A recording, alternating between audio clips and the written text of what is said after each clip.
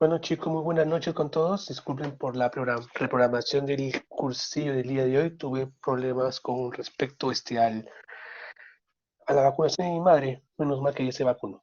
Bueno, vamos a hacer la segunda parte del cursillo de característica química, que lo he titulado a propósito con este título, ¿no? Los patrones no elevados y los alto riesgo versus los confusores. ¿Ya? ¿Por qué? Porque cuando ustedes ven el contexto de característica química por electrocardiografía, lo fácil es un ST elevado, que lo vimos en la clase anterior, y como principal diagnóstico diferencial, que es con pericarditis y repolarización precoz, ¿no? Sin embargo, ahorita acá, con los parámetros de ST no elevado, vamos a tener ciertas particularidades que nos pueden inclusive llevar a la confusión en la mayoría de casos. Por eso hay que delimitarlo bien, ¿correcto? Listo. Entonces, la agenda trata del día de hoy prácticamente la misma. Ese punto aquí no lo voy a tocar de nuevo porque ya lo vimos en la clase anterior. Sin embargo, lo que me interesa es que ustedes vean e interpreten el contexto de ese tren elevado, tanto en bloqueos de rama, que es lo que tienen que llevarse ustedes de esta charla, y sobre todo los pacientes que tienen marcapasos y que van de riesgo, y algunos ejemplos y las conclusiones para la ponencia. Bueno, este slide es conocido por ustedes que cómo voy a enfocar electrocardiográficamente a un paciente con Zika en general. Recuerdan que el electro se toma menos de 10 minutos de contacto con médico y paciente o personal de salud con paciente, ¿de acuerdo? Y aquí tengo esos cuatro espectros. Los ST elevados, que ya lo vimos, no vamos a tocarlos el día de hoy, y vamos a verlo inclusive los pacientes que tienen un patrón confuso que puede inclusive llevarnos a la duda en los diagnósticos de cardiopatía química aguda por electrocardiografía, sobre todo los que tienen bloqueo de rama izquierda y sobre todo los que tienen marcapasos. Ahora, ese treno elevado, ¿cómo se define? La definición operacional según la guía de la Sociedad Europea de Cardiología del año 2017 de elevado y 2020 ahorita de no elevado que ha salido la nueva guía. ¿Qué es lo que dice? Que el ST elevado se define como el descenso del segmento ST mínimo de 0.5 milímetros en dos o más derivadas continuas, ¿de acuerdo? Y o la presencia de una onda T negativa asimétrica de profundidad relativa en dos o más derivadas continuas. ¿De acuerdo? Esa es la definición de sistema elevado. Ahora, ¿qué particularidades va a tener esto? Las siguientes. Normalmente ustedes recuerdan esto. Vamos a dibujar acá la onda P, el QRS, y acá está el segmento ST y la onda T. ¿Sí o no? Este segmento ST, ¿de acuerdo? Tiene que ir de la siguiente manera. Onda P, QRS. Miren, miren, miren, miren cómo va a ir. Miren, una cosa es esto, una onda T negativa asimétrica, y otra cosa es esto. Una onda T negativa, y otra cosa es esto.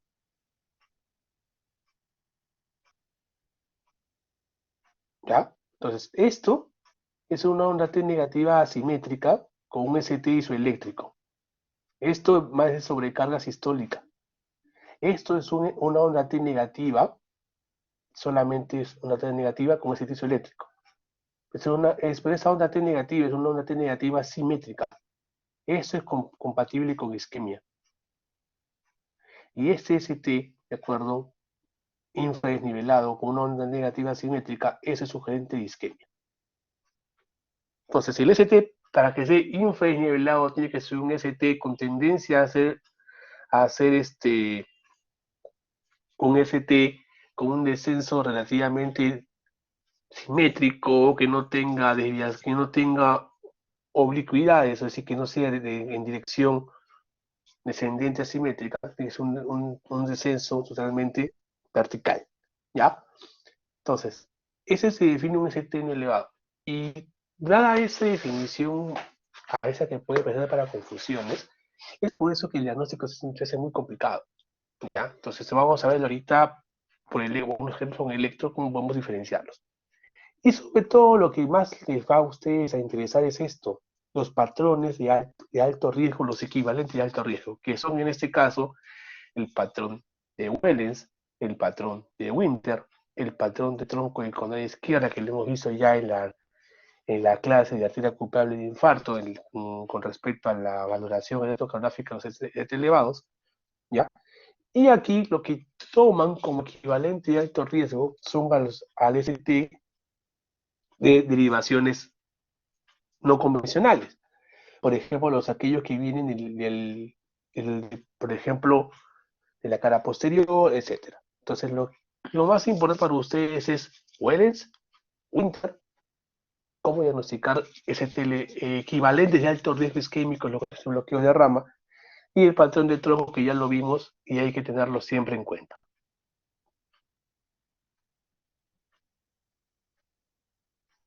Ahora, este ejemplo ya lo vimos en el slide anterior, en la clase anterior, que es relacionado a cómo se define vectorialmente la lesión del tronco con área izquierda. Y lo vimos que el vector de lesión en este caso se va a dirigir hacia arriba y hacia la derecha, apuntando más hacia ABR y alejándose de las derivadas precordiales, por lo tanto yo veo un supra en ABR y un infra en AC+.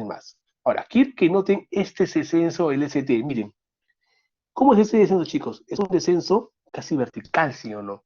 No es un descenso oblicuo. Cuando el descenso del ST tiene esta dirección, vamos a ponerlo de este color, esta dirección que se va hacia acá, es un ST equivalente a una sobrecarga.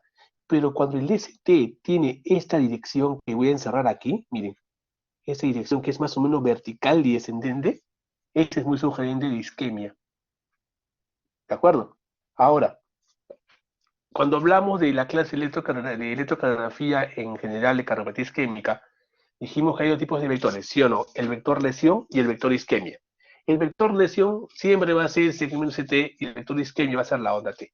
Por lo tanto, en un contexto de un ST no elevado, el vector lesión, en este caso, va a ser un vector que va a ser una lesión subendocárdica. Por lo tanto, va a tener esta conformación, un descenso prácticamente vertical. En cambio, el vector isquemia, yo acá había una onda T, bueno, acá no se ve muy bien esquematizada, aquí, perdón, se ve muy bien, una T negativa simétrica acompañada con un descenso de segmento CT. Entonces, ese es muy sugerente de isquemia, este es muy sugerentemente de lesión subendocárdica.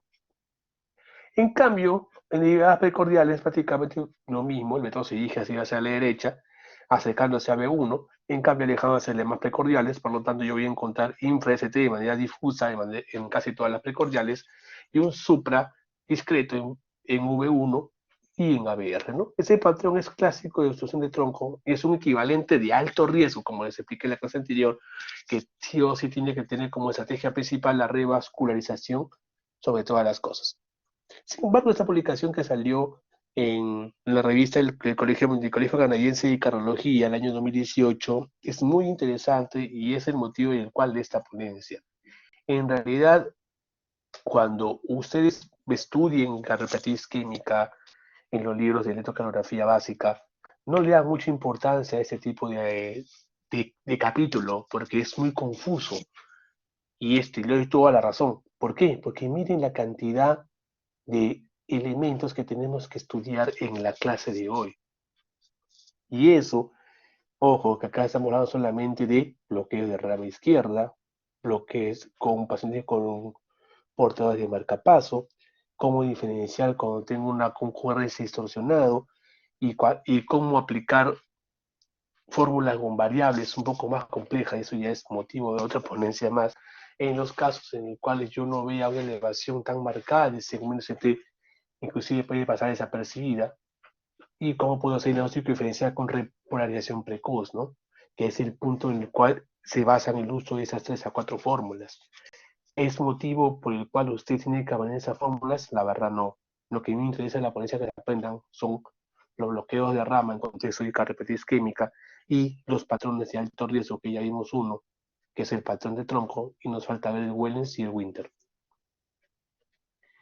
Y a propósito de este título, que en este caso la evaluación electrocardiográfica en los pacientes con cardiopatía isquémica con un ST no elevado es realmente un dolor de cabeza, porque igual miren las fórmulas que tenemos que aplicar, miren, en variables de 3 fórmulas y de 4 fórmulas para diferenciarlo de un ST elevado versus una reproducción precoz en contexto de Zika, miren miren toda esta fórmula que tenemos que usar, ¿no? 1.196 por la variación máxima de ST a 60 milisegundos en B3, más el QT corregido por Basset, más la amplitud de la onda R en B4, o sea, son varias fórmulas que no vienen al caso que usted se las aprenda. Por eso digo que es un dolor de cabeza al momento. ¿Tiene importancia? Sí, porque tiene una sensibilidad y especificidad relativamente considerable, ¿no? Sobre todo para diferenciarlos de repoblación precoz. Hasta llega prácticamente a una sensibilidad, miren aquí del 91, pero especificidad casi 95%, sobre todo cuando uso la fórmula de 4 variables, y una sensibilidad cercana al 90%. Por lo tanto, es prudente a aquel que le gusta la electrocardiografía leerlo, esa parte, le paso el artículo al final de la ponencia, pero suficiente para ustedes solamente aprenderse los conceptos ya mencionados que vamos a ver a continuación. Ahora, aquí sí tengo que presten mucha atención, ¿ya? Normalmente los bloqueos de rama izquierda, ¿de acuerdo? Tienen esa morfología, ¿sí o no? Aquí, aquí y aquí. Correcto. Ahora, ¿qué es lo que aquí le llama la atención? Los bloqueos de rama izquierda comunes y corrientes, ¿de acuerdo? Ojo, pues es un tip. El ST en B5 y en B6, en 1 y en ABL, se va a encontrar con tendencia a ser isoeléctrico o que esté un poco infradesnivelado. ¿De acuerdo? Eso es lo normal en B5 y en B6, 1 y en ABL, en bloqueo de rama izquierda normal. Pero un bloqueo de rama izquierda de novo o sugerente de un patrón electrocardiográfico de obstrucción severa de una arteria importante, miren esto, yo veo una elevación del ST discreto en donde, en B5, en B6 y uno en ABL. Correcto. Listo. Doctor, pues el único tip, la verdad hay varios. Esto se le llama los criterios de Edgar-Bosa. Los criterios de Edgar-Bosa fueron descubiertos obviamente por Edgar-Bosa, va a la redundancia, hace más o menos el año 99-2000. Y los colombianos sacaron esta reactualización de los criterios de Edgar-Bosa en el 2015, en el cual se vio que recopilaron los datos de los estudios previos y mencionaron que los criterios de Edgar-Bosa nos servían bastante a nosotros para poder diferenciar un paciente con bloqueo de rama izquierda de novo versus un bloqueo de rama izquierda antiguo, no sugerente de cardiopatía isquémica aguda, en los pacientes que ingresan por Zika. Ahora, doctor, ¿qué importancia tiene que yo me aprenda esto? La tiene, muchachos. ¿Por qué? Porque un bloqueo de rama izquierda de novo es igual a lesión proximal de arteria descendente anterior. Y eso, chicos, ¿se acuerdan cuando vimos la clase de electrocardiografía ST elevado? Es un patrón de muy alto riesgo junto con el patrón de tronco.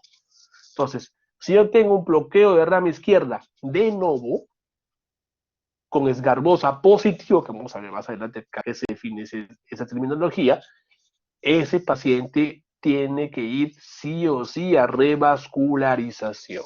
Correcto. Ahora, ¿cuáles son estos criterios de Edgar-Bosa? Estos criterios son 3, básicamente. Y se divide en 2 criterios concordantes y un criterio discordante. ¿Qué es concordancia y discordancia acá, doctor? Miren, chicos, significa así. Concordancia es, así en palabras sencillas, a donde va mi complejo QRS, tiene que ir mi segmento ST. No entiendo, doctor. Vamos por ejemplos. Si mi complejo QRS en B5 y en B6 es positivo, porque tengo una onda R así tipo orejas y conejo, ¿de acuerdo? ¿Cómo yo voy a encontrar mi ST en esas derivaciones? ¿Hacia arriba o hacia abajo? Hacia arriba. Porque mi voltaje, el QRS, es positivo en esas derivadas, mi ST tiene que ir hacia arriba. Eso se llama concordancia. Veo en B2, B3 y B4 que tiene esta morfología. Esta morfología, chicos, tiene un QRS positivo o negativo. Negativo, pues prácticamente tiene una mini R y una S profunda. Entonces, en esas derivadas de B2 a B4, ¿qué es lo que yo voy a encontrar? Descenso del ST. Entonces, si yo tengo criterios concordantes que tengo que buscar, elevación en ST en derivadas positivas, B5 veces 1 en contexto de rama izquierda, y un mayor descenso del ST en derivadas con QRS con amplitud negativa. O sea, B2 a B4 en contra de rama izquierda. Y discordante es lo opuesto. Si yo tengo, ojo, un QRS negativo, mi ST se encuentra suprado. Eso se llama discordancia, que es esto que está acá. Ok, Otto, ya entendí qué es concordancia y qué es discordancia. Ahora, ¿cuáles son los criterios operacionales? Perfecto. Los criterios de Galois se definen prácticamente de la siguiente manera. Te da 5 puntos si tú ves una elevación del segmento ST en B561 ABL mínimo a 1 milímetro. Como mínimo. ¿De acuerdo? O te da 3 puntos cuando tú observas un descenso del segmento ST en derivadas B2 a B4 mínimo de 1 milímetro. ¿De acuerdo? Pero la discordancia te pide mínimo que el supra en derivadas con QRS negativo sea mayor o igual a 5 milímetros. ¿Cuál de los tres te da el menor puntaje? El discordante, que te da 2 puntos. La concordancia positiva, supra, te da 5, y la concordancia negativa te da 3. ¿Cuánto puntaje necesitas para considerarlo como alto riesgo? Mayor o igual a 3 puntos. ¿Ya? Entonces, esto prácticamente se logró definir en una publicación de SAP en el año 2016 para yo valorar la sensibilidad y especificidad de los criterios de Garbosa. Y miren aquí, el que tiene mayor hazard radio, o radio en este caso, ¿cuál es el criterio en la primera concordancia, la concordancia positiva? El supra ST mínimo de 1 milímetro, M5 veces 1 de ABL. ¿Cuánto vale? 25 veces su ratio. Pues pesa más. ¿Quién le sigue?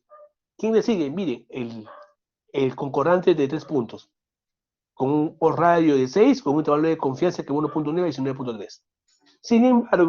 Sin embargo, aquí miren, la discordancia tiene poco valor. A ver, Claudia, dime, te escucho. Sí, doctor, disculpe, no sé si podría repetir la parte de discordancia. La discordancia es esto, Claudia. Seguimos, miren aquí, por favor.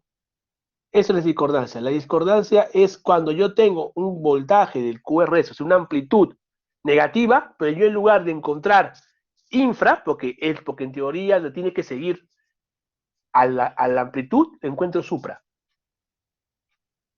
Concordancia es igual. Si mi amplitud es positiva, yo encuentro ST elevado. Si mi amplitud es negativa, yo encuentro ST no elevado o infradesnivelado. Pero discordancia es amplitud negativa y encuentro un ST suprado. Bajo pues, direcciones opuestas. ¿De acuerdo, Claudia? Sí, Como doctor, acá vemos, gracias. ¿no? Perfecto, no te preocupes. Entonces, esto que nos enseñó, que prácticamente el mayor criterio de Garbosa que pesa más, ¿cuál es? El de 5 y el de 3 puntos. Ahora, pregunta, doctor, pero si usted me dice que para diagnosticar Garbosa positivo, tiene que ser mayor o igual a 3 puntos, pero ¿por qué usted acá en su bibliografía me muestra que el valor de 2 puntos también tiene buen hazard radio? Tiene 4.3 y si el valor de confianza no es nada despreciable. Vamos a seguir viendo las demás tablas. Miren, acá está la tabla, más allá de hazard radio, de sensibilidad, especificidad, valor positivo y negativo. Más o menos para recordarse un poco, este es un tip por si acaso lo que le voy a decir con respecto a estadísticas, lo van a revisar ustedes en su debido momento, pero les aconsejo que ahora ya lo revisen, es lo siguiente. Para que un test o cualquier prueba tenga buena aceptación y sobre todo precisión, para captar casos nuevos tiene que tener una alta sensibilidad y que esta prueba me detecte a los verdaderos positivos, el Leica radio positivo. Si yo quiero una prueba para descartar, ¿qué es lo que para confirmar? Veo la especificidad. Pero si yo quiero una prueba global, ¿qué sería idealmente? Que sea sensible, que sea específica, que me diagnostique los casos con valor positivo, que tenga un buen peso estadístico con el LACA radio y que tenga prácticamente un valor negativo neutro. En este caso, miren, el primer criterio de Garbosa tiene una buena sensibilidad, 63%, no es despreciable, según Los criterios estadísticos mínimos tienen que ser por arriba del 65%, según la curva de Rock. Vale. ¿Qué es lo que me interesa acá? La especificidad. Que me detecte realmente a los verdaderos enfermos. Y esto de esos verdaderos enfermos casi me los detecta un 92%, con una precisión de casi 10 puntos. Esto es importante. Un LACA radio menor a 5 tiene poca precisión que respalda la especificidad. Un LACA radio de 5 a 10, una precisión moderadamente aceptable. Y un LACA radio mayor a 10 sirve con toda seguridad. Y el intervalo de confianza de ese LACA radio positivo pasa por encima de 10, ¿no? Obviamente en el punto medio es 9.54. Listo. Entonces, ese que tiene mayor peso de los tres criterios. En cambio, ¿qué es lo que sucede con el último criterio discordante? Si nosotros vemos acá, miren, tiene buen radio, ¿no? 4.3. Sin embargo, miren aquí la sensibilidad. 31%. O sea, no me sirve para detectar pacientes nuevos. O sea, inclusive se me pueden escapar algunos pacientes, ¿no? Y el LACA radio es 3.6. O sea, menor a 5. O sea, no es tan útil este criterio. Sin embargo, miren la especificidad que tiene, 92. Entonces, ¿se me escapan pacientes? Claro que se me escapan pacientes con esto. Es motivo por el cual la Sociedad Colombiana de Cardiología recomendó ese algoritmo, es muy interesante. Si tu paciente ingresa con un síndrome pulmonar agudo y tiene un bloqueo de rama izquierda, tú tienes que sacar si es nuevo o antiguo. Usa los criterios de Garbosa, ¿correcto? Pero vamos a seguir de la siguiente manera. Zika más bloqueo de rama izquierda de nuevo, o bloqueo de rama izquierda normal común en silvestre, y que tu paciente se encuentre en falla cardíaca aguda, o, escúcheme bien, o que esté con choque cardiogénico, un parámetro de inestabilidad hemodinámica, no aplicas ningún criterio. Asumes que tu paciente está chocado, está delicado, está en falla aguda, asumes que es por bloqueo de rama izquierda y te das como obligación que entre a cateterismo cardíaco para descartar cardiopatia isquémica. ¿Correcto? Y acá se realiza la estrategia de revascularización. Eso es inmediato, no se piensa, se actúa. Sin embargo, si yo tengo un paciente que no está en estado hemodinámicamente inestable, tiene un bloqueo de rama izquierda, ahí recién uso los criterios de Garbosa. Entonces, ya tengo primer tip. Criterios de Garbosa utilizo en pacientes con estabilidad hemodinámica en contexto de bloqueo de rama izquierda. ¿Ya? Si esos criterios de Garbosa salen mayor o igual a 3 puntos, este bloqueo de rama izquierda puede ser considerado como un patrón de alto riesgo equivalente, escuchen bien y apúntenlo bien, equivalente a un ST elevado de alto riesgo, porque el esgarbosa positivo es una traducción de obstrucción proximal de EDA o descendente anterior. Y eso al toque van a revascularización. Y aquí hay una controversia muy en particular, ¿ya? ¿Cuál es la controversia? Miren aquí, ¿qué dice acá? Fibrinolisis. Pregunta, y eso me imagino que yo ya la me dice lo que hace teoría de Zika. ¿Cómo yo valoro el éxito de una lisis? A ver, comentarios al grupo, por favor. ¿Cómo yo valoro eso, muchachos? El éxito de una lisis. ¿Cuáles son los criterios para decir que es lisis exitosa o no exitosa? Ya, perfecto, Diego. Uno, ya, perfecto, perfecto. Te falta el más importante. Arritmia de reperfusión, muy mencionado. No tanto. El ST era muy bien, Diego. No, ahora no. Exacto, Álvaro, muy bien. Exacto, Zoila, muy bien. Que el segmento ST se disminuya mínimo el 50% en comparación al inicial. De todo, doctor, no, acá hay un tip. De la derivada que posea la mayor elevación, tiene que descender más del 50%. Correcto. ¿En cuánto tiempo? Si usan alteplasa, en hora y media. ¿De acuerdo? Pero ¿qué en particular tiene todo esto? ¿Cuál era la definición de ese T elevado? ¿En qué contexto se tiene que usar? ¿En los pacientes con bloqueo de rama o sin bloqueo de rama? Sin bloqueo de rama. Por lo tanto, Aquí, con los criterios de Garbosa, pregunta nada más lógica, ¿tú podrías usar los mismos criterios en un paciente que ya tiene alterado el ST por bloqueo de rama? ¿Sí o no? No puedes usarlos. Por eso que aquí hay controversia de hacer la fibrinolisis, porque tú cómo vas a valorar electrocardiográficamente a la lisis. No puedes hacerlo. Me dejo entender. Por eso que en esos pacientes con bloqueo de rama izquierda se prefiere, en la medida de lo posible, que la estrategia de reperfusión sea invasiva y no farmacológica. ¿De acuerdo?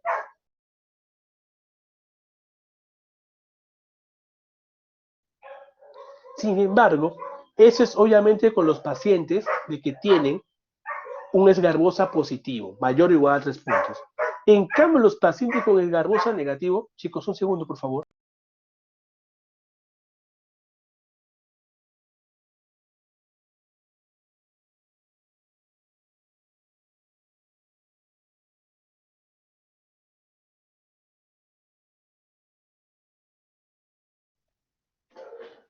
En cambio, los pacientes con esgarbosa negativo, es decir, que tienen 2 puntos, esto se usaba antes de 2015, que se decía que como tenía poca sensibilidad, poca especificidad, ese tipo de valor. Chicos, un segundo, por favor.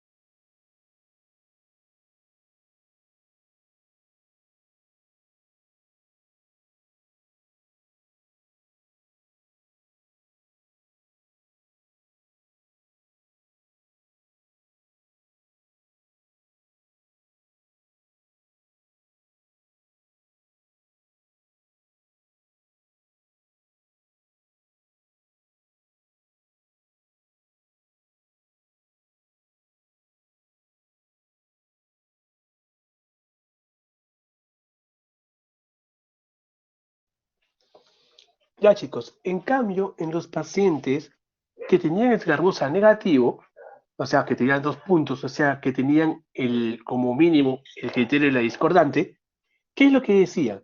Que no era un equivalente a alto riesgo, que en ese caso tendríamos que pedir troponinas para poder catalogarlo como infarto o no. Entonces, esgarbosa negativo te pedían biomarcadores para poder dar apoyo al diagnóstico. Esos biomarcadores salen positivos, ¿de acuerdo? Se puede considerar como un infarto, ya sea equivalente, o en su defecto una angina inestable y sale con marcadores negativos, ¿no? Sin embargo, esto se vio muy cuestionado porque autores como Lee, Contos, Guy, en los años previos, con sus estudios para poder valorar la especificidad de los criterios de Garbosa, miren, ellos encontraron en su data que este tipo de algoritmo solamente me captaba ¿cuánto? Menos del 20% de todos los pacientes, un LACA radio pobre. Entonces, ¿qué te decía? Perfecto. Te decía que los pacientes que tenían una especificidad, perdón, que tenían esgarbosa mínimo mayor o igual a 3, no había mucha discusión, porque tenía alta sensibilidad, alta especificidad. Pero lo que te salían, pues esgarbosa aparentemente negativo, se te escapaban los pacientes con el diagnóstico. Y es por eso que después de esa afirmación, en el 2015 los colombianos plantearon este tipo de algoritmo, o este tipo de variable para ser precisos. Realizar la razón ST sobre S. ¿Cómo es este, doctor? Estos chicos que están acá es una derivada discordante, miren. Es una discordante, porque yo acá veo complejo QRS negativo con un supra. Esta razón ST sobre S, ¿de acuerdo? Se calcula derivada de 1 a B4, basta solamente que una de esas tenga este punto de corte menor o igual a menos 0.25, ¿ya? Y se realiza de la siguiente manera. Acá está la línea eléctrica, ¿de acuerdo? Y tú mides la elevación del ST sobre la amplitud de la onda S. la onda S tiene una amplitud negativa, ¿sí o no? Entonces le voy a decir el signo negativo. Correcto. Entonces, este cociente de 3.2 sobre, en este caso, sobre 10, sale a menos 0.32. Y menos 0.32 es menor a esta cantidad y por lo tanto es considerado como un patrón isquémico. ¿Ya? ¿Qué es lo que prácticamente tiene debilidad ese tipo de algoritmo? Que se usa un estudio de casos y controles, o sea, no se usa un estudio randomizado, doble ciego, estandarizado. Por lo tanto, su nivel de evidencia no es tan confiable, pero es un nivel de evidencia importante, ¿ya? Y obviamente, ¿cuál es la fortaleza de este tipo de algoritmo? Que mejoró la sensibilidad y los criterios de Sgarbosa, llegando por el cual a esto, que si yo tengo un criterio de Sgarbosa mayor o igual a 3 puntos, no hay discusión. Pero los que tienen solamente 2 puntos, o sea, la discordante positiva, aplico esa razón. Si esa razón me sale menor a menos 0.25, ese es un equivalente de alto riesgo y por lo tanto tiene que reprofundirse. En cambio, si esta razón me sale mayor a menos 0.25, aquí aplicamos otras técnicas, ya sea troponinas o ecocardiografía, para poder definir si es un Zika o es una angina inestable o es un infarto oculto. Esto, chicos, mejora increíblemente la sensibilidad de los criterios de Sgarbosa, llegando a una sensibilidad casi del 80%. Entonces, a todo paciente con bloqueo de rama izquierda, de nuevo, que no esté estable hemodinámicamente, aplicas Sgarbosa, y si Sgarbosa le sale aparentemente negativo, aplicas este cociente para mejorar la sensibilidad. ¿Correcto? Sin embargo, ¿hay algo más específico que los criterios de Sgarbosa? ¿Ustedes qué dicen? Claro que sí, chicos. Y esto, de acuerdo, se llama los criterios de Barcelona. No es por si acaso el equipo, ¿eh? Son criterios realmente hechos en la ciudad de Barcelona, ¿ya? Y esos criterios, ¿cuál van a ser la particularidad? Que van a aumentar más la sensibilidad de Sgarbosa. Sgarbosa, con la razón S sobre S, mejoraba la sensibilidad cercana al 80%. En cambio, los criterios de Barcelona llegan a una sensibilidad casi el 95%. Como dice el muñequito, ya no quiero aprender más criterios, me están mareando, doctor. Pero es necesario que ustedes los aprendan y los conozcan, ¿ya? Prácticamente los criterios de Barcelona, miren, aquí tienen dos partes. Tienen esto que está acá, chicos, ¿qué les parece familiar? Estos son los criterios de Garbosa convencionales. Y aparte tienes esto. Mínimo, tiene que haber una desviación, el ST, mayor o igual a 1 milímetro en la discordante, ¿de acuerdo? Comparado con su polaridad, y sobre todo que el voltaje de la onda R sea menor o igual a 6 milímetros. Lo vemos acá con detenimiento. Ese es un bloqueo de rama izquierda, chicos, ¿sí o no? Perfecto. Es un bloqueo de rama izquierda convencional. Vamos a aplicarlo a Sgarbosa, ¿ya? Aquí tenemos, miren, un ST elevado o no elevado, M5 o M6. No está elevado, si está con tendencia a ser eléctrico, con una tendencia a ser un poco infra, con una onda negativa simétrica, ¿sí o no? 1 y ABL, ¿cumple igual? Similar. Por lo tanto, ¿cumple con el criterio de concordancia positiva? No lo cumple. Porque en concordancia positiva era supra en 1, supra ST en 1 en ABL o M5 o V6. No cumple. ¿Concordancia negativa cumple? Vamos a buscar una concordancia negativa. No, ninguno. Porque la precordancia tampoco. Lo que sí cumple es la discordante. Acá tengo una amplitud negativa y un supra. Y ahí sacamos las razones estas sobre eso. Ya. Pero los criterios de Barcelona, ¿qué te dicen? Que, miren aquí, yo veo aquí lo siguiente. Me voy acá a la derivación ABR. Esta dirección es clave, ABR. Sin ABR yo veo una desviación del ST de forma discordante, acá, ojo, aquí yo qué tengo, acá yo tengo que la polaridad del QRS es negativa, ¿sí o no? Por lo tanto, si yo uso el concepto de discordancia, tengo que ver el ST suprado. Aquí yo tengo que tener mínimo una desviación, según los criterios de Barcelona, mayor o igual a 1 milímetro, que la cumple. ¿Correcto? Ahora, aquí, ¿qué más se dice? Que tiene que ser el voltaje de la onda R, ¿de acuerdo? El cociente de R sobre S, para ser más exactos, ¿de acuerdo? Mínimo menor igual a 6. y acá lo cumple. Doctor, no me convence. Vamos a ABL, que es positivo. Ok, vamos a ABL. ¿Ya? Mejor, más que el cociente, la diferencia. Esa es la realidad. ¿Ya? Entonces, aquí, por ejemplo, en ABL. ¿Ya? En ABL yo acá tengo que es una concordancia positiva. ¿Correcto? Pero en ABL yo tengo aquí que es una polaridad positiva. Por lo tanto, tengo que ver mi ST. Barcelona me dice que aplique el concepto de discordante para definir desviación. Desviación mínimo mayor o igual a 1 milímetro según la polaridad de la concordancia. Entonces yo acá veo ABL que es positivo, tasa de emisión eléctrica, criterio de Barcelona, o al opuesto. Tengo que encontrar mínimo infra de un como mínimo 1 milímetro. Lo cumple. El voltaje, la diferencia de R menos S, mínimo tiene que ser menor o igual a 6. Miren, acá tengo 1, 2, 3 cuadraditos, 4, 5 cuadraditos. ¿Es menor o igual a 6? Es menor o igual a 6. Este es por si acaso, este es un criterio de Barcelona positivo. ¿Y qué particular tiene esto? Miren cuánto acerca la sensibilidad a los criterios de Barcelona. 95%. Especificidad, 93%. Valor predictivo positivo, 88%. Me sirve también para descartarlo, porque tiene un valor predictivo negativo cerca del 100%, una eficiencia de 95% y una área bajo la curva de ROC de 0.95. Suena a muchos conceptos estadísticos un poco que los marean, chicos, pero de manera de resumen, esto es lo que ahorita se está estilando que tiene que hacerse en los pacientes con bloqueo de rama izquierda.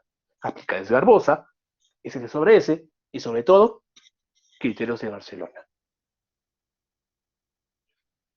Ha salido hace poquito, nada más. Sin embargo, eso es con respecto a los bloqueos de rama izquierda de manera así convencional.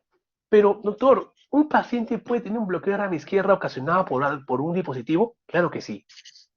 Los pacientes que se le colocan marcapasos hacen imagen bloqueo de rama izquierda. ¿Por qué, doctor? A ver, normalmente el impulso, ¿cómo va, chicos? ¿De izquierda a derecha o derecha a izquierda? A ver, escriban en el grupo. ¿Cómo va el impulso? La contracción ventricular. ¿De izquierda a derecha o de derecha a izquierda?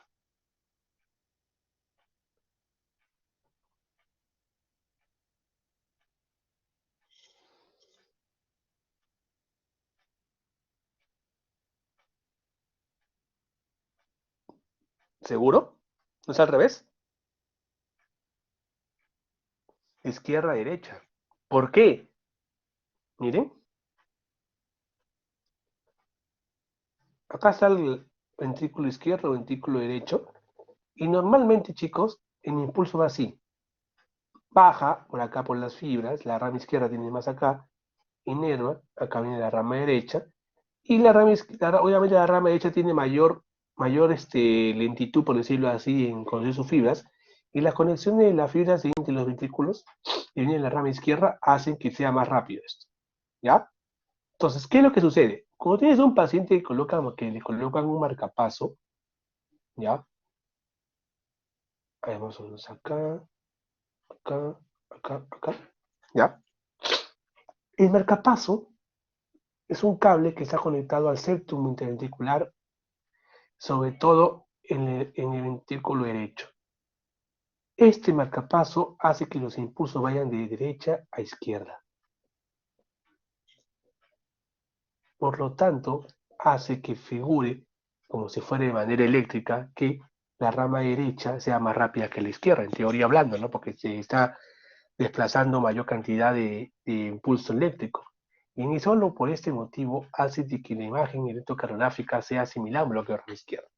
O sea, un bloqueo de rama izquierda puede verse o que tenga una cardiopatía estructural, como un infarto o algo por el estilo, o que el paciente tenga un marcapaso, ¿ya? Porque eso altera inclusive la fisiología normal de la contracción. Pregunta, doctor, en los pacientes que tienen marcapaso, los que también pueden infartarse, ¿no? ¿Puede aplicar los criterios de Edgar y Barcelona? Claro que sí. Sobre los criterios de Barcelona no hay mucho estudiado, porque recién ha salido el año pasado, este año, perdón, si no me equivoco. No, perdón, el año pasado los criterios de Barcelona. Sin embargo, los criterios de Esgarmosa y la razón es este sobre ese, sí están bien estudiados en los pacientes que tienen marcapaso. Encontraron aquí un estudio de Mallory y colaboradores, encontraron que los pacientes con marcapaso, ojo, y que tengan solamente el criterio discordante y elevación de troponina, tiene una especificidad casi el 100%. ¿De acuerdo? Pero doctor, usted me está diciendo troponina. ¿El diagnóstico no es por clínica y electro? Claro que sí. Pero basta que tú tengas un criterio de discordancia positivo, o sea, un esgarroso a 2 puntos, y tú le calcules la razón S sobre S, que sea positiva para decir un equivalente de alto riesgo, no necesita las enzimas para considerarlo. ¿De acuerdo? También es aplicable en los pacientes que tienen marcapaso. Ahora, ¿qué otros criterios hay más? Están los criterios de Chapman y los criterios de Cabrera, ¿no?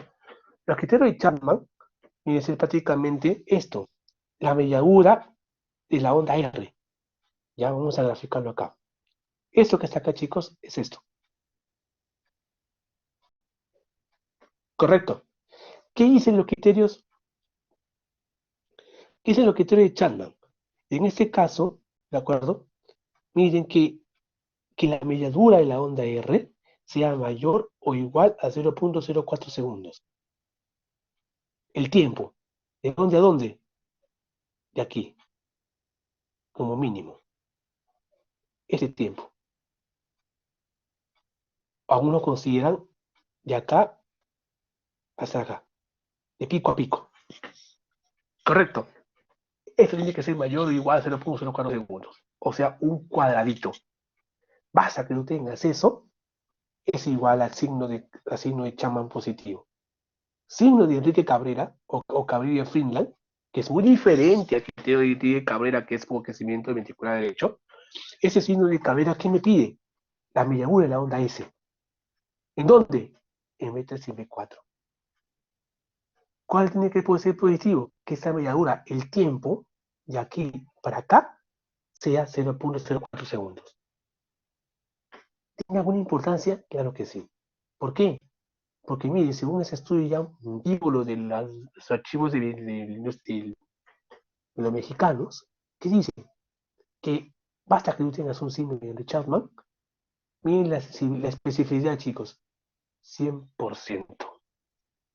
Entonces, ¿cuál de estos dos criterios sé que tiene mayor especificidad? El signo de Chapman. ¿De acuerdo? Cabrera no tanto. ¿Hay más criterios? Sí, que acá están. Se los dejo para que ustedes lo realicen con calma y se entretengan un buen tiempo.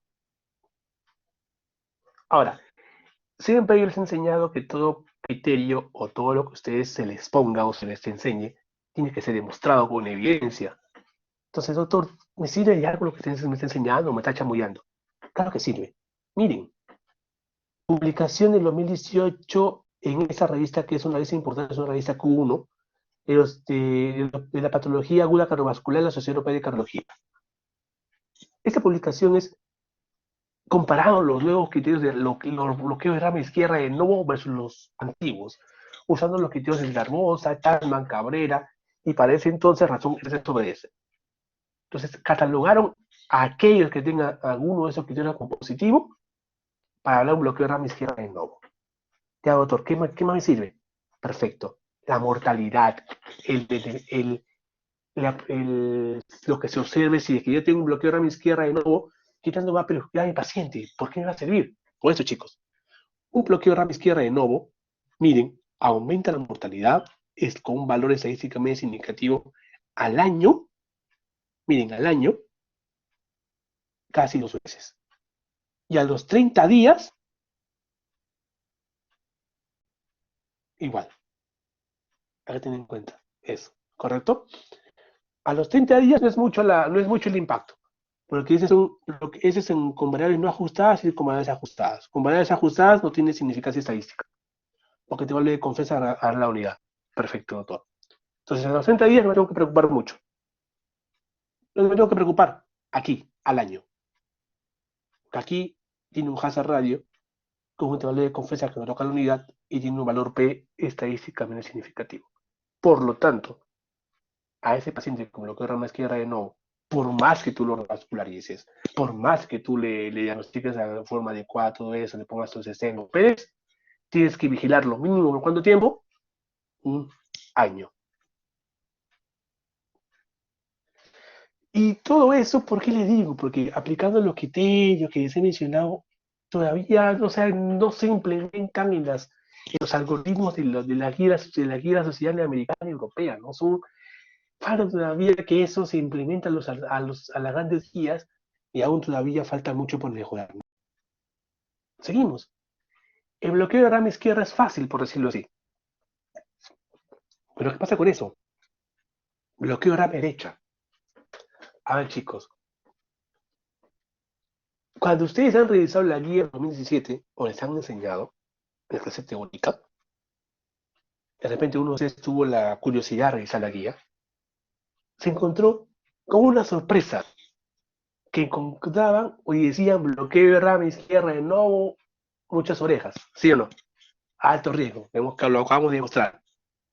Pregunta, ¿es lo mismo el bloqueo de rama derecha? Y dice lo mismo, esa preocupación de yo tener bloqueo de rama derecha de nuevo en esta guía o en la cuarta definición de infarto, no, no la dice.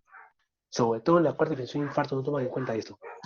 La guía sí lo toma en cuenta del 2015 y en el 2016 la menciona así de manera escueta. ¿Por qué?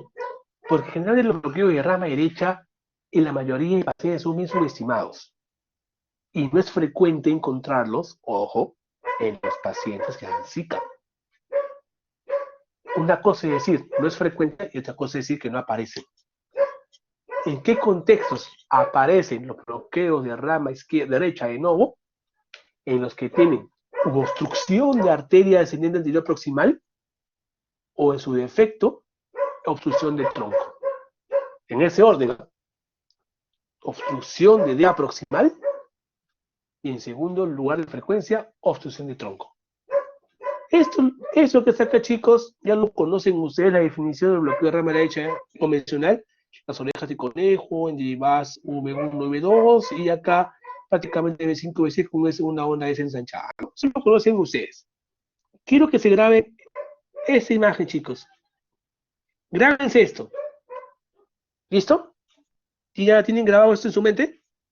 Perfecto. Vamos acá. Pregunta, chicos. ¿Esto es lo mismo que esto? ¿Esto es lo mismo? ¿Tiene la misma morfología? ¿Sí o no? No, no tiene la misma morfología. Ahora, doctor, ¿cuáles son los criterios electrocardiográficos para definir bloqueo de rama derecha de nuevo? Les soy sincero, no hay consenso. En realidad no lo hay, chicos. Van a revisar bibliografía diversa en el cual, a diferencia que uno usa los criterios de Esgarbosa para poder diferenciarlos, en los bloqueos de rama derecha y no hay criterios así como Esgarbosa, Chapman, Cabrera, no los hay. Hay criterios, hay definiciones operacionales que son muy distintas o muy diferentes de autor en autor. ¿De acuerdo? El tip que yo le quiero dar es este. Más que criterios operacionales son tips, por si acaso. ¿Ya? Entonces, primero, un bloqueo de rama derecha de nuevo jamás debe tener una Q. Ni bloqueo de rama izquierda, ni bloqueo de rama derecha deben tener una Q, por definición. Este electro es un bloqueo de rama derecha de nuevo. ¿Por qué? Porque acá yo veo onda Q. Tiene esta morfología, miren. Q, R, es. Así tiene. Esto no puede ser posible en un paciente con bloqueo de rama derecha normal. Entonces, bloqueo de rama derecha nuevo, primer tip, que aparezca Q. Segundo tip, el segundo componente bloqueo de rama, acuérdense que el bloqueo de rama derecha ¿se acuerdan? Dos componentes, ¿sí o no? Un componente que es prácticamente el primer componente que delimita, aquí, perdón, la parte proximal del septum y la masa paraceptales, y el segundo componente que me limita la despolarización es la pared libre de ventrículo. ¿Sí o no? Y con la parte medio distal del septo. ¿Correcto? Eso lo saben por definición de electrocardiografía. En cambio, aquí, ¿qué es lo que sucede? Miren, si tengo un infarto, voy a demorar, mi tejido muscular va a demorar más tiempo o menos tiempo en despolarizarse. Más tiempo, ¿sí o no? Por lo tanto, la duración del segundo componente del bloqueo de rama derecha, miren, es mayor en esos dos ejemplos. ¿Correcto? Segundo tip. Tercer tip. Compara esto. Miren, cuando el segundo componente llega a su máximo cenit, al toque cómo empieza la pared terminal del complejo QRS, hace un descenso prácticamente brusco, ¿sí o no? Un descenso brusco descendente, para iniciar prácticamente con la presión de la onda T. ¿Qué es lo que pasa aquí? Tercer tip. ¿El descenso es descendente brusco? No. Es un descenso gradual. Y eso hace que el QRS se ensanche más. Por lo tanto, cuando tú veas un bloqueo de rama derecha en contexto de Zika, fíjate, la duración del notch y la morfología del descenso la morfología del descenso del segundo componente de bloqueo de rama derecha. Te puede dar una idea te puede dar un indicio, te puede dar un indicio. ¿Ya? Y prácticamente lo mismo que hemos observado acá, ¿no? Vemos un notch del segundo componente de mayor duración con un ST elevado y con un descenso del mismo, miren aquí, muy prolongado. Eso no aparece en los bloqueos convencionales, sobre todo con una onda Q. ¿Y es importante yo verlos esto? Sí, porque generalmente los pacientes con bloqueo de rama izquierda de novo, izquierda, ¿se acuerdan que dijimos que están totalmente calamitosos, chocados, inestables, sí o no? Kilikimba 4, chocarrogénico. Y por eso que le dan mucha atención a ese tipo de bloqueo. En cambio, los bloqueos de rama derecha también dan lo mismo. Miren, en esta publicación realizada en la Sociedad Europea de Cardiología, ¿qué es lo que llama atención? Que el bloqueo de rama derecha de novo tiene la misma proporción que el bloqueo de rama izquierda en presentarse con Kimball 4. Por lo tanto, esto es importante porque no se puede subestimar los bloqueos de rama derecha tampoco de forma ligera. Es un punto importante, ¿ya? Y aquí, ¿qué es lo que llamó la atención? Miren aquí, por ejemplo, este electro es un típico de un bloqueo de rama derecha de novo.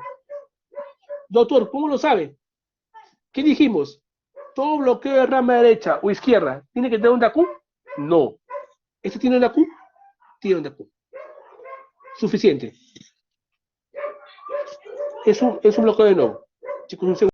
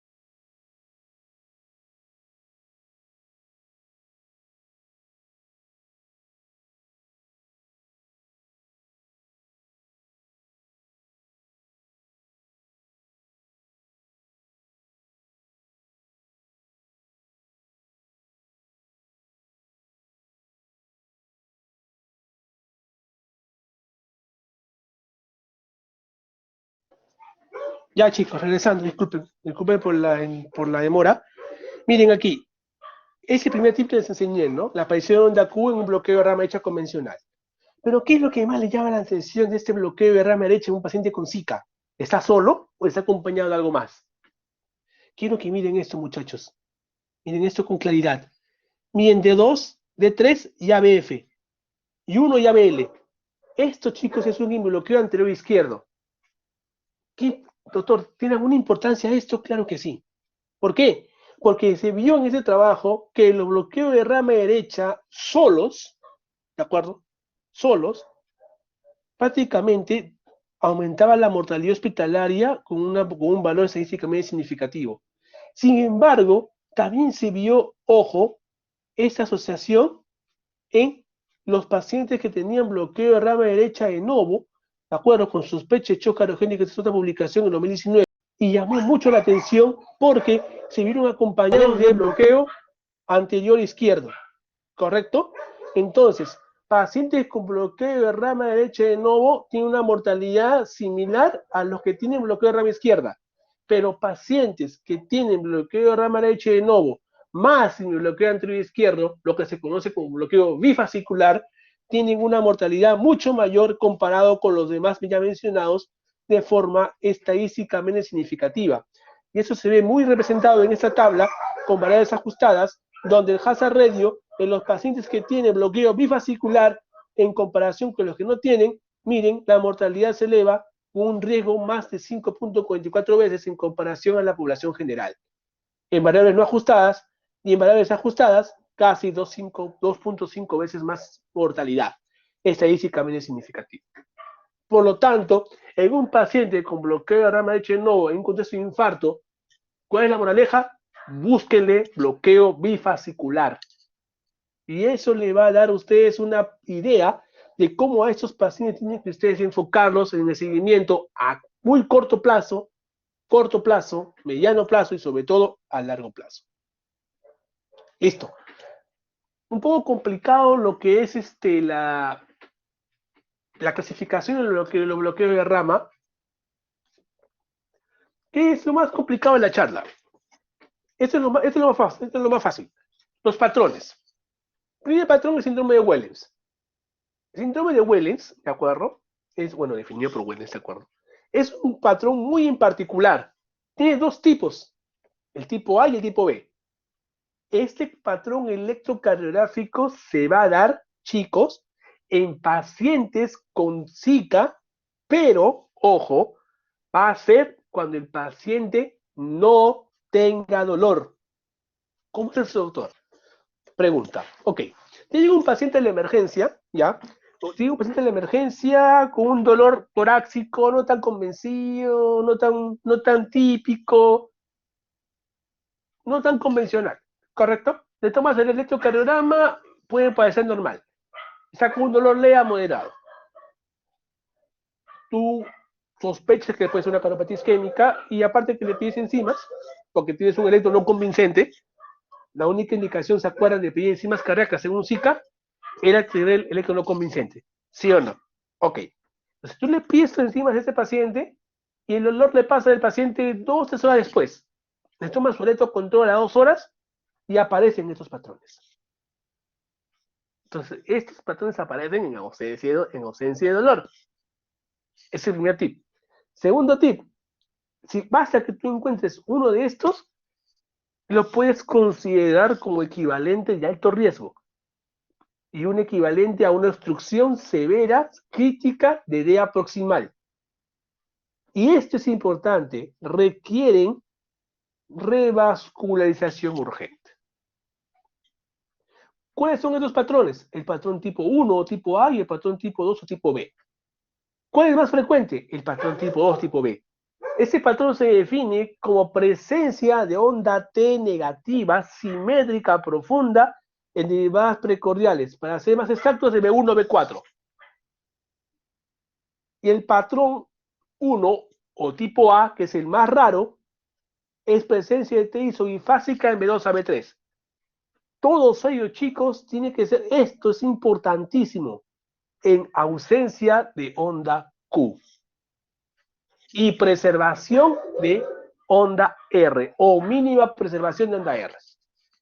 Normalmente ustedes recuerdan cuál es la evolución natural de un ST elevado.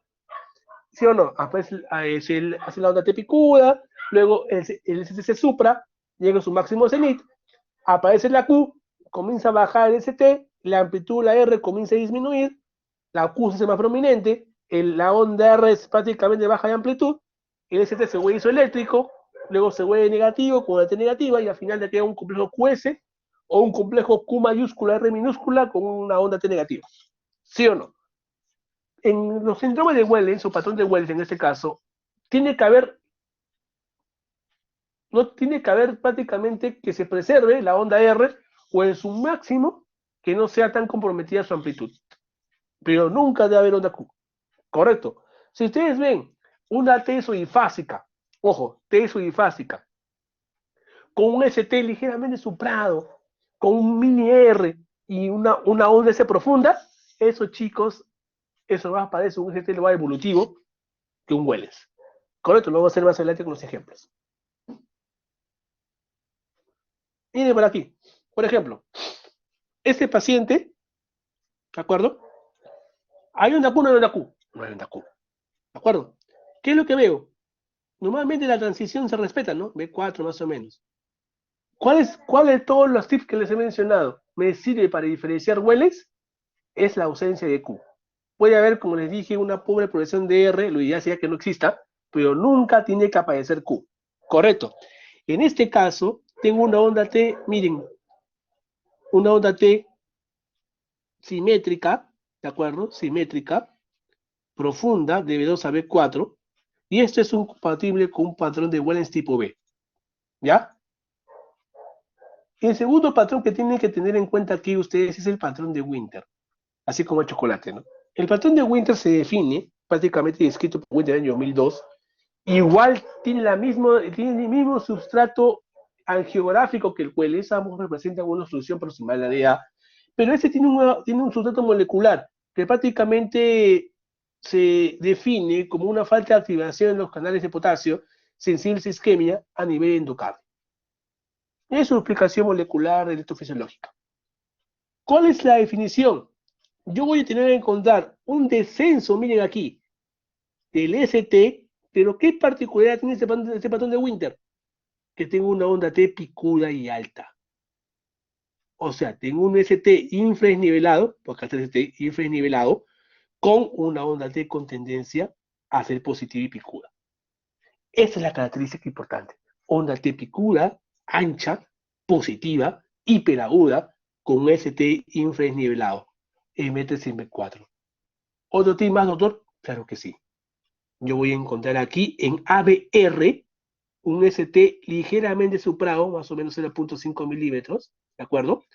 ¿Y qué es lo que yo voy a ver en ABR? Prácticamente la pérdida de la onda R, una R embrionaria. ¿De acuerdo? Entonces, para yo diagnosticar Winter, ¿qué tengo que buscar? B1 a B4, este patrón, descenso ST con T hiperaguda positiva, y en ABR prácticamente una amputación de la R con un ligero supra de segmento ST. ¿Listo? Tercer caso especial, infarto posterior, ya se expliqué en la clase pasada que más que definir este posterior, más es en este caso viene siendo un compromiso lateral de la arteria circunfleja, ya explicamos el mito en la clase anterior, y lo que me interesa es esto, los ejemplos, ¿ya?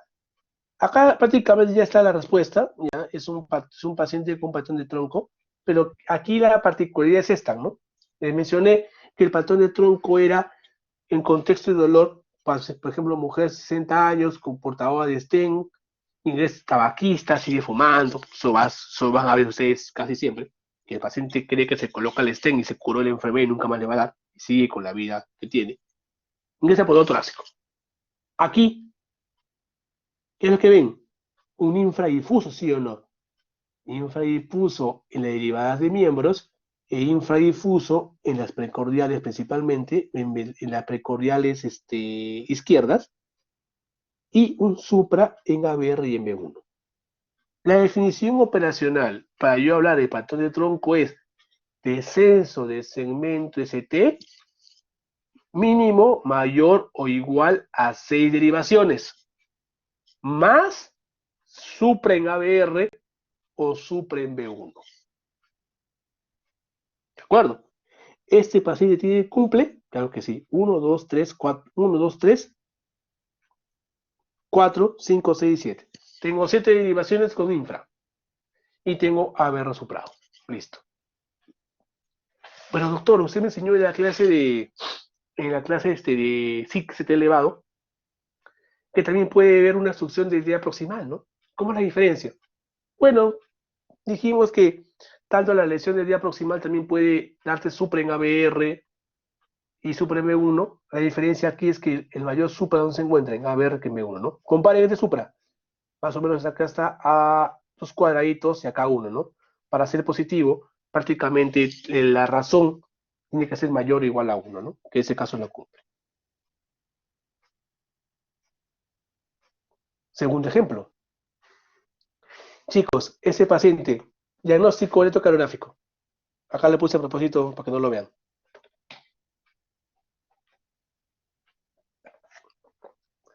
Ese paciente, chicos, tiene un bloqueo de rama izquierda. ¿Ya?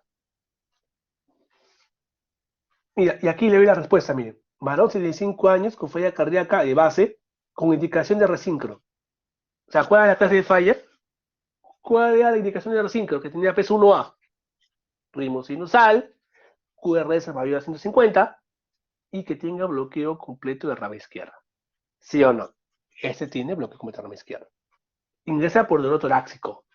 No tan intenso, 6 horas de evolución, de 9 horas de evolución, intensidad 6/10. Ya.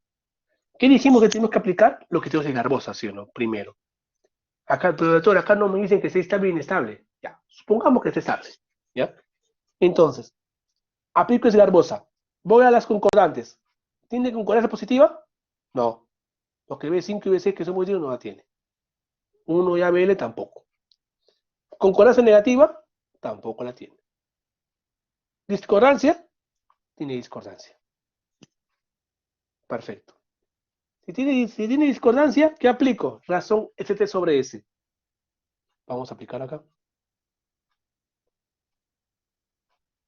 Usamos esto, ¿ya? Aquí está más o menos esto.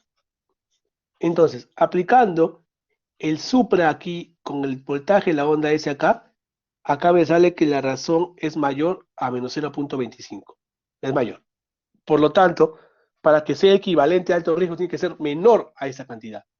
Es por eso que este paciente es considerado para descartar una angina inestable o un infarto oculto, ¿no?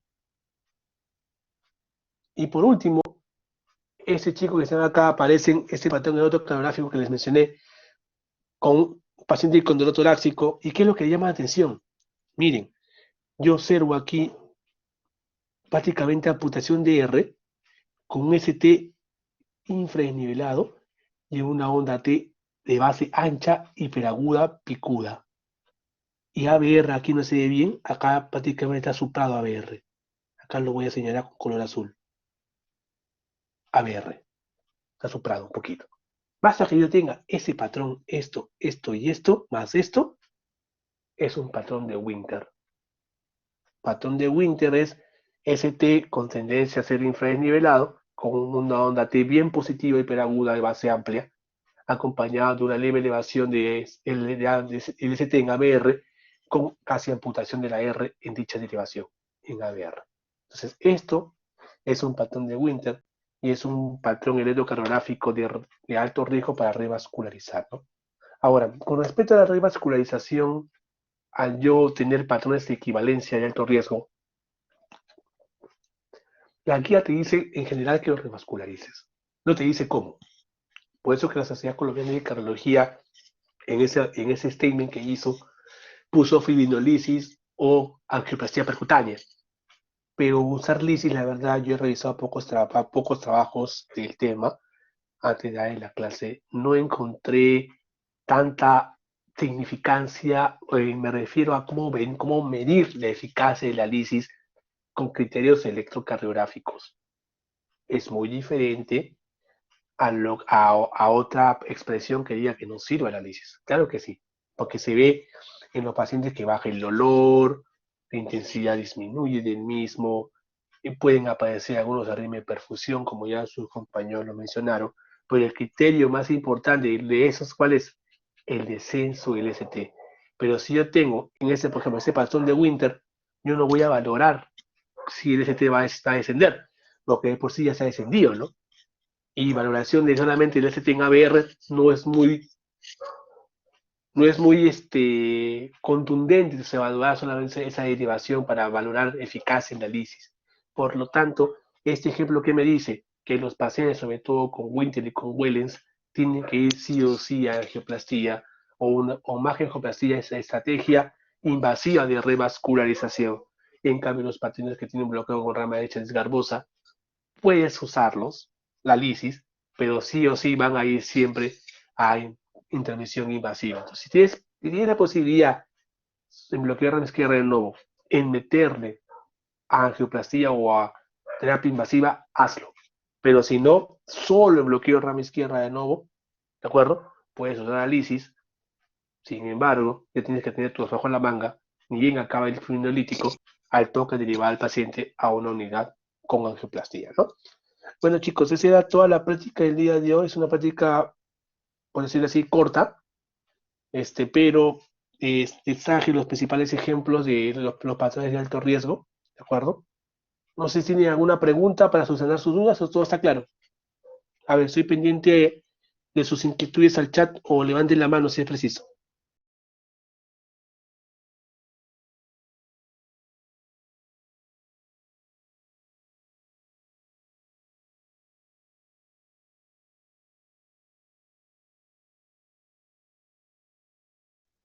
Te escucho, Andy. Buenas noches. Doctor, buenas noches. Disculpe, ¿podría explicar de nuevo ese en el que nos mostró un infranivel que lo habían cerrado en círculos morados, que eran 7? Es que mencionó que el criterio que necesitamos era menor o igual a 6 derivaciones que tengan eso, pero o sea, Ya, aquí no está. llegué a entender bien. Ya, a ver, Andy. Bien, el patrón de tronco se define como mínimo que tengas descenso del ST más mayor o igual a 6 derivaciones y supra el ST en ABR o en BU, en ese orden. Correcto. Entonces, viendo este ejemplo que encerré con morado, miren, esta derivación, hay acá, esta, las que están encerradas en morados, el ST, ¿cómo está? Infranivelado. Y en rojito está ABR, está suprado. Entonces, tengo más de 6 derivaciones con infra, un supra en ABR en contexto de dolor torácico, obviamente, y eso me da el diagnóstico de un equivalente a alto riesgo. Ahora, lo que sí no les he mencionado es, ese patrón de tronco puede aparecer en otra patología que no es Zika. Y esa patología chicos, intoxicación digitálica. ¿Ya? No es la cubeta como ustedes mencionan en los libros, no. ¿Se ha visto reportes? ¿Ya? Justo fue tema de discusión cuando yo era R1, me acuerdo que estaba en la sala San Andrés, y tenemos un paciente con intoxicación digitálica probable porque tendría la clínica, ¿no? Náuseas, vómitos. Y ese día yo no estaba de turno en ese día, no, estaba de guardia día. Me comenta mi internita ese día, en la noche, porque se quedaba a solucionar sus pacientitos. Y ya, pues yo siempre de postguardia me iba a ver los pacientes, ¿no? Para estar pendiente de la visita del día siguiente. Y me comentó que había hecho introducción digitálica y que prácticamente estaba con manejo, ¿no? Pero yo veía el electro y no era de intoxicación, era este. Bueno, no era este en particular, ¿no? Era prácticamente similar, ¿no? Pero no había la cubeta digital que siempre conocíamos nosotros, ¿no? Que aparece en libros de Ubin, de Vélez, ¿no? Tiene este patrón. Y él estaba preguntando a la paciente, señora, de dolía, porque acuérdese, náusea, dolor de epigastracha, puede ser equivalente al ginoso, y ya puede uno pensar en un Zika, ¿no? Pero no, la señora solo se veía náusea y vómito, ¿no? Epigastracha mínima por el tema este, del, del emesis que tenía, ¿no? Entonces, no era raro para mí. Entonces me puse a leer ese día y encontré tres publicaciones de reportes de casos en el Europeo de Cardiología en el año 2010, 2012 y 2015, en ese orden, si me acordé. que mencionaban que los pacientes con intoxicación digitálica pueden presentar este patrón electrocardiográfico. Entonces, es raro encontrarlo en ese contexto. Normal es que sean así, con dolor. Por eso que el diagnóstico siempre es clínico con electrocardiografía. En los casos equivalentes. El diagnóstico sí o sí definitivo, así cantado, es en los pacientes con ST elevado, ¿no? Hay una discusión. Pero los pacientes como este tipo de contexto, hay que tener mucha cautela, ¿ya? Para que te da sorpresas. Pero generalmente, este patrón aparece en los pacientes que tienen dolor torácico con obstrucción de tronco, ¿no? Muy bien, Andy. Muy buena tu pregunta, gracias. ¿Alguna pregunta más, chicos? Aparte de Andy, levanten la mano o espero sus intervenciones en el chat, por favor.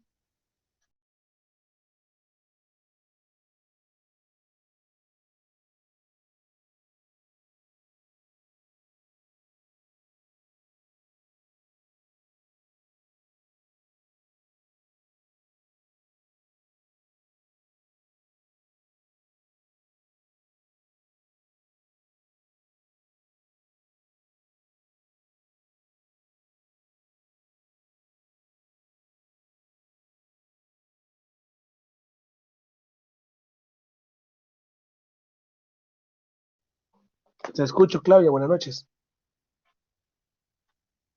Doctor, ¿un bloqueo de rama derecha típico tiene onda Q o no tiene onda Q? No tiene onda Q. Ah, ok, gracias, doctor. No tiene onda Q. Puede ser una forma así rápida para ver los bloqueos de rama derecha y no en comparación en contexto isquémico es que aparezca onda Q, ¿no? A diferencia de los objetivos de Garbosa que son usados para rama izquierda, en los bloqueos de rama derecha no hay una definición, un algoritmo tan bien estructurado como lo que en rama izquierda, ¿no? Pero esa es la grave, esa es la salvedad, ¿no? Los tips que les hago en la clase son tips por si acaso de lo que rama derecha no es una definición operacional, pero le va a servir para poder identificarlos en ese contexto de paciente, ¿no? Muy bien, Claudia, gracias por tu pregunta. ¿Alguna pregunta más, chicos, o todo claro?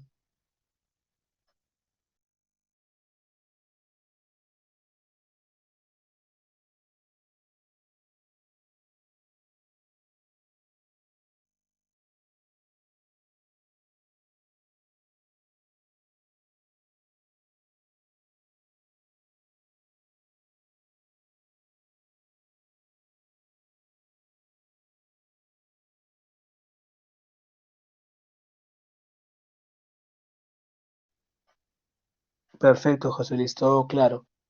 ¿Los demás chicos, todo claro?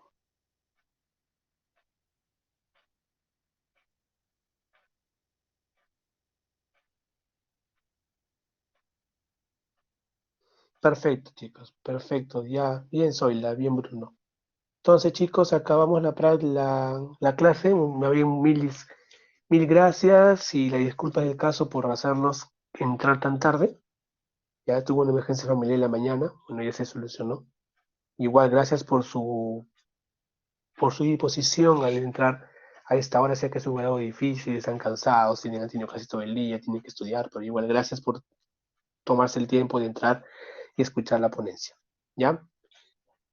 Bueno, chicos, eso es todo, ¿de acuerdo? Voy a parar la grabación